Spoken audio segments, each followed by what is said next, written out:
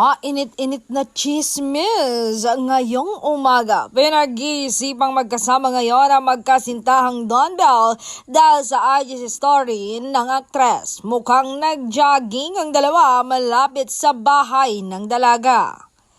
At dilulupa ng netizen na sabay nag-breakfast ang dalawa, napakaagang date.